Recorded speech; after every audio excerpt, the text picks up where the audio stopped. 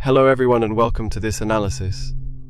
Today we will explain, in a completely impartial manner, the historic meeting held at the White House between the President of Ukraine, Volodymyr Zelensky, and former President Donald Trump. This encounter, which took place in a context of high international tension, has generated numerous debates and analyses from different perspectives. Interpersonal communication, negotiation tactics, and, of course, the diplomatic impact it may have on the global stage. In this video we will address, step by step, the fundamental elements that defined this meeting.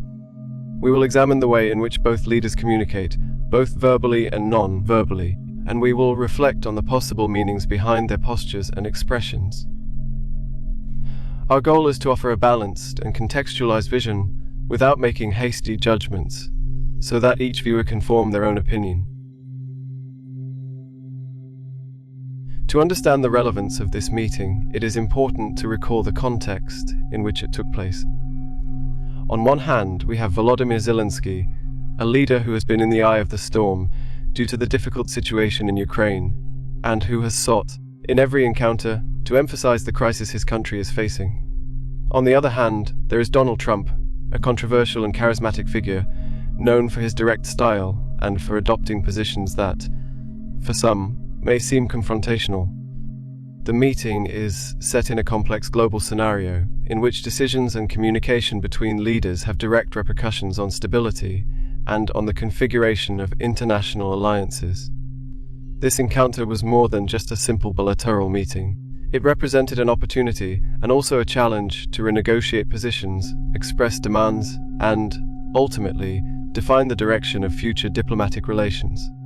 One of the most notable aspects of the meeting was the way in which both interlocutors used their language, both in what they said and in how they expressed it.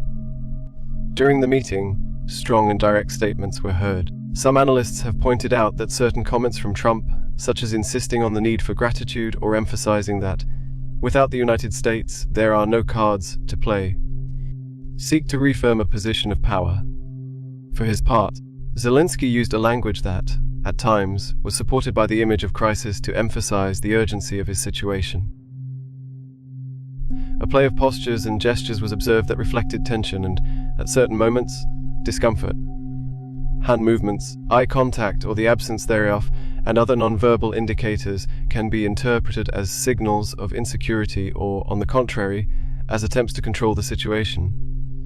It is important to note that, in an environment as emotionally charged as a negotiation room, these elements take on great relevance and open the door to multiple interpretations. In this sense, some experts have compared the dynamic within the room to that of a negotiation session in which both parties try, through small gestures and modulations in their voice, to project confidence and control. However, it is fundamental not to fall into simplifications. Both the dominant posture of one and the response of the other must be analyzed in the context of a negotiation in which every word and every silence counts. The meeting can also be analyzed from the perspective of negotiation. The concept of BATNA. In any negotiation, it is crucial to know the best alternative to a negotiated agreement, or the best alternative if an agreement is not reached. In this encounter, both leaders seem to have very defined strategies regarding what their alternative would be in case the negotiation did not materialize. During the meeting, strategies that some analysts have categorized as coercive were evidenced. Emphatic comments about the dependence on American support, demands for gratitude or the reduction of Zelensky's posture to the idea of having no cards to play, can be interpreted as attempts to establish a dynamic in which the superiority of one party is underscored. Zelensky, by appearing in an attire reminiscent of a leader coming out of a war scenario, tried to convey the urgency and the dramatic nature of the situation in Ukraine. This resource, although effective in generating empathy and highlighting the seriousness of the conflict, may have been interpreted in diverse ways, both as a call for solidarity and, in other cases, as a challenge to established authority. It is essential to understand that negotiation tactics in an environment of high tension are not reduced solely to what is said, but also to what is transmitted through body language and the way in which arguments are structured. In this sense, every comment, Every pause and every gesture was carefully observed by those who closely follow the international scenario. Some experts have resorted to psychological concepts to try to unravel what occurred in the meeting. Terms such as narcissistic rage have been mentioned to explain intense reactions or the feeling of devaluation that the interpersonal dynamic in contexts of power can provoke. It has been argued that Trump's communication style, marked by the need to reaffirm his image and his control, could be related to characteristics inherent to a leadership strongly linked to self-perception. This insistence on maintaining the image of top dog or undisputed leader may trigger intense emotional responses in an interlocutor who, despite the difficult situation his nation faces, seeks to negotiate from a different stance.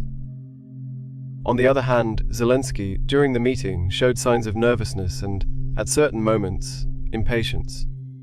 These indications can be interpreted as the response of a leader who, when facing dominating rhetoric, is forced to balance the message of urgency with the need to maintain dignity and coherence in front of an international audience.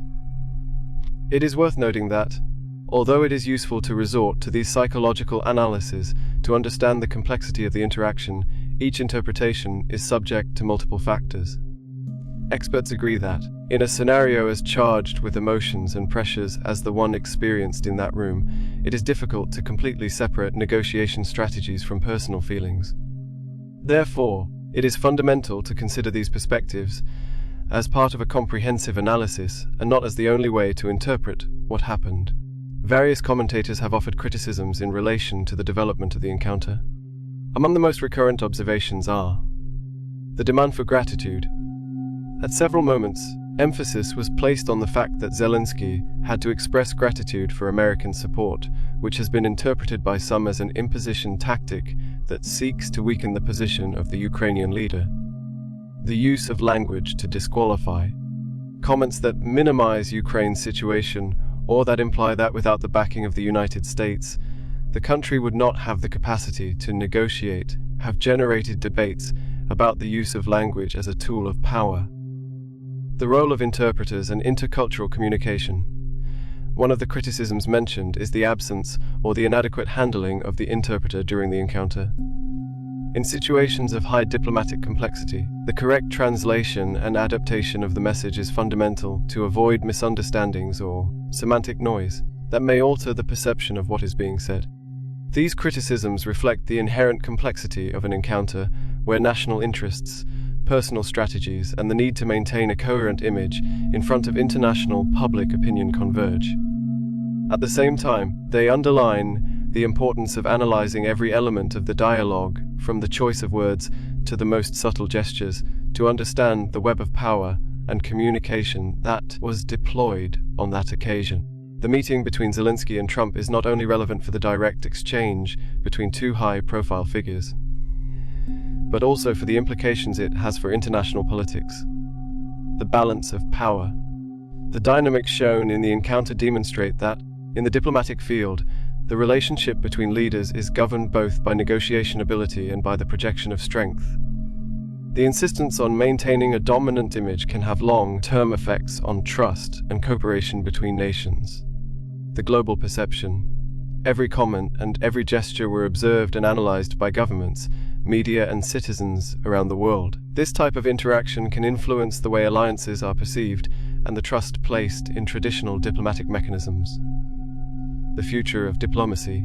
In a world where geopolitical tensions are exacerbated by internal and external crises, the example of this meeting invites reflection on the need to renew negotiation methods. Transparency, mutual respect, and the proper management of communication are essential to prevent personal confrontation from becoming an obstacle to reaching agreements that benefit the international community. Furthermore, it is important to highlight how this meeting has underscored the influence of the media and public opinion on the behavior of leaders. In the digital age, every gesture and every statement is disseminated in real time, generating debates in forums and on social networks that can alter the global perception of events. This immediacy forces political actors to meticulously calibrate every word and every pause, as the image they project becomes an integral part of their diplomatic strategy.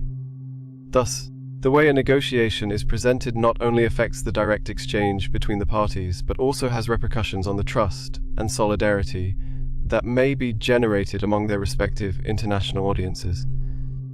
In summary, the meeting between Zelensky and Trump was an episode charged with tension, in which various communication and negotiation strategies converged.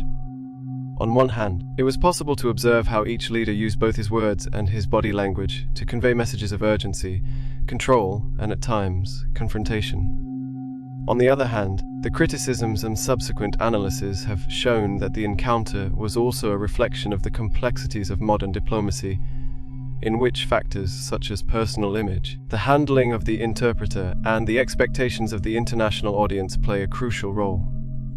This impartial analysis does not intend to assign blame, but to offer a global vision that allows one to understand that, in situations of high tension, communication becomes a double-edged tool. It can serve to generate consensus and advance agreements, or it can deepen divisions and increase uncertainty. The key is to recognize that every element, from the tone of voice to the posture in the room, is part of a complex web that defines the course of international relations. We thank you for joining this analysis. We invite you to reflect on the importance of negotiation based on respect and the search for shared solutions. If you found this video useful, do not forget to subscribe. Leave your comments and share this content to continue delving into issues of communication and international politics. This concludes our analysis. See you in the next video, and in the meantime, we invite you to keep informing yourself and to maintain a critical and open spirit in the face of the great challenges of today's world.